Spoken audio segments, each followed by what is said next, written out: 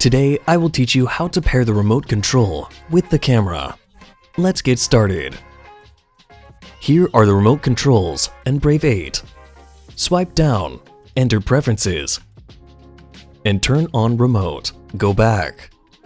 Now we start to activate the remote control and pair to the camera. Press the power button. It is not pairing if you see this screen.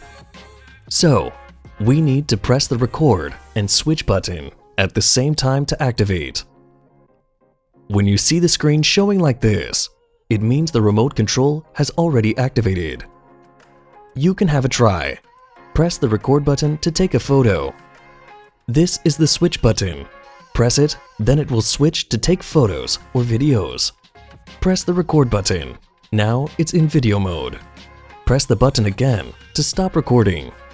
There you go. The pairing is done.